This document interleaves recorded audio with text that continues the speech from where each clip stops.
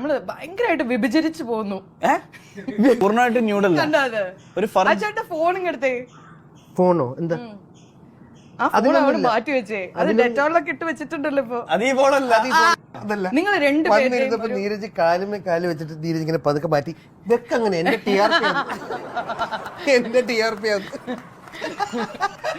എന്നെ പാന്റ് ഇടാൻ നോക്കി എന്നെ ട്രൗസർ ഇടിച്ചിരിച്ചിരിക്കുകയാണ്. ഇതാണ് എന്റെ TRP. ഞാൻ ഷോർട്സ് ഇത് മതി. നീരജ് അറിയാം ഞാൻ ഹാഫ് ഗ്രിൽഡ് ആണ്. ഇപ്പൊ നല്ല TRP ആയിരിക്കും. ഏതായാലും പറഞ്ഞല്ലേ. അയ്യോ ഈ ഷോ ഞാൻ ഉദ്ദേശിച്ച റൂട്ട്. ഹായ് ഗൈസ്, പേർലിമാണിനെ അറിയാത്തവരായിട്ട് ആരും ഉണ്ടാവില്ല. മഴവിൽ മനോരമയിലെ ഡീഫോ ഡാൻസ് എന്ന പരിപാടിയിലെ ആൾക്കാരെ കയ്യിലെടുത്ത ഒരു 1.5 മുതലാണ് ഈ പേർലിമാണി എന്ന് പറയുന്ന ആള്. നമ്മുടെ ബിഗ് ബോസിൽ പോയതിനു ശേഷം ശ്രീനി എന്ന് പറയുന്ന ആളെ കല്യാണം കഴിച്ച് ഇപ്പം ഒരു ഹാപ്പി ലൈഫ് റൺ ചെയ്തുകൊണ്ടിരിക്കുകയാണ്. പേർലിമാണിക്ക് ഇതിൽ കൂടുതൽ ഒരു ഇൻട്രൊഡക്ഷൻ്റെ ആവശ്യമില്ല. ഇപ്പോൾ പുള്ളിക്കാരിയുടെ ഒരു ഇൻ്റർവ്യൂ നല്ല വൈറലായിക്കൊണ്ടിരിക്കുന്നുണ്ട്. ഈ നീരജ് മാധവിനെയും അജു വർഗീസിനെയാണ് ഇൻ്റർവ്യൂ ചെയ്യുന്നത്.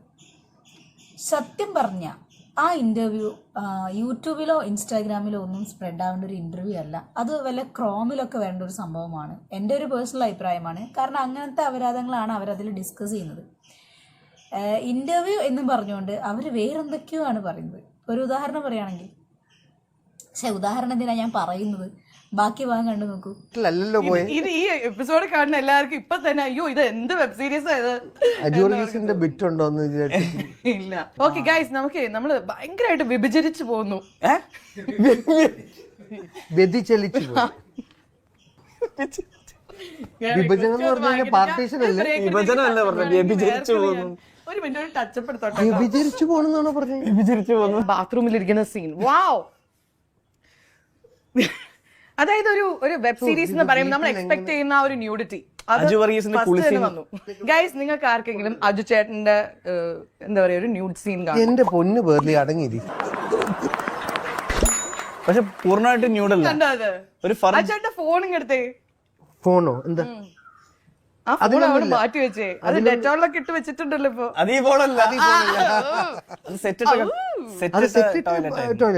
അതൊക്കെ കണ്ടോ, സംസാരിക്കാൻ മറന്നു പോവാന്നൊക്കെ പറയില്ലേ, ആ ഒരു പരിപാടിയാണ് ഇത്.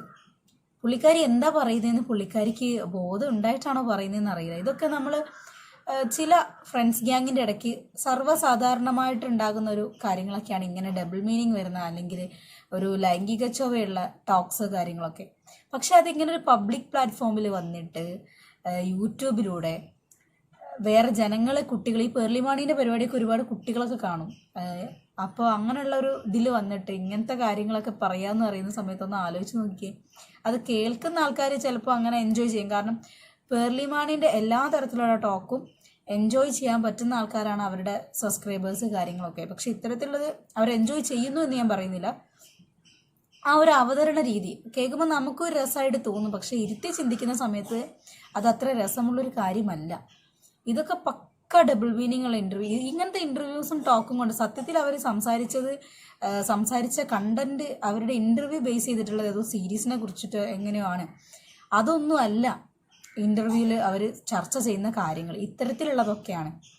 ഇങ്ങനെയുള്ള ടോക്സ് കൊണ്ടൊക്കെയാണ് TRP കൂട്ടാൻ ഉദ്ദേശിച്ചിട്ടുള്ളതെങ്കിൽ TRP നന്നായിട്ട് കൂടിക്കോളും. കാരണം ഇത് ഏകദേശം വൈറലായി തുടങ്ങി. അപ്പൊ ഇനി അങ്ങോട്ട് ഇങ്ങനത്തെ ഇന്റർവ്യൂസ് കാര്യങ്ങളാണെങ്കിൽ എന്തായാലും പേർലിമാണി ഒന്നുകൂടെ വൈറലാവും. നിങ്ങളിപ്പോ പറയുന്നത് ഞാൻ വിശ്വസിക്കൂല. അത് അത്ര നാച്ചുറൽ ആയിട്ട് ചെയ്തത്. പക്ഷെ ആര് വിളിച്ചപ്പോഴത് വീണത് ഈ മുഖം. അതെ, അതായിരുന്നു ഈ കഥയുടെ തുടക്കം അല്ലേ? ഇതെല്ലാത്തിനും കാരണം ആ കുളിയാണ്. കുളി അല്ലായിരുന്നുള്ളത്. നമുക്ക് ടോപ്പിക്ക് മാറ്റാം. എല്ലാ ആണുങ്ങളും, ഞാൻ ശ്രീനിയുടെ അടുത്തൊക്കെ ബാത്റൂം പോകുമ്പോൾ ഞാൻ പറയും bye Sreeni, after 1 year we'll see each other. കുറേ നേരം ബാത്റൂമിൽ എന്തോ നിങ്ങളൊന്നും സമയമെടുക്കില്ല. ആണുങ്ങൾ ബാത്റൂമിൽ ഫോണായിട്ട് കയറിയാൽ നമ്മളിങ്ങനെ നമ്മളിങ്ങനെ ബ്രെയിൻ സ്ട്രോമിംഗ് ഒക്കെ. അതെ, കൊറിയൻ ഡ്രാമയാ സത്യം പറഞ്ഞാൽ. ഇതിന്റെ കൊറിയൻ ഡ്രാമയുടെ പ്രശ്നം എന്താണെന്നറിയോ? അവർ 2 പേര് ലവിലായിരിക്കും, അവർ ലവ് ആവും. പക്ഷെ ഒരു 10ാമത്തെ എപ്പിസോഡ് വരെ ഒരു കിസ്സിംഗ് സീൻ പോലും ഉണ്ടാവില്ല. കിസ്സിന് വേണ്ടിയാണോ ഇത് കാണുന്നത്? അല്ല, കാണാൻ പറ്റിയ വേറെ സാധനങ്ങളുണ്ട്. ഇപ്പൊ ഫോർ എക്സാമ്പിൾ ഞാൻ എക്സാമ്പിൾ പറയാം. ഇപ്പൊ 2 പേര് ലവിലാ. അപ്പൊ ആ പെണ്ണിങ്ങനെ വീഴും ഇങ്ങനെ.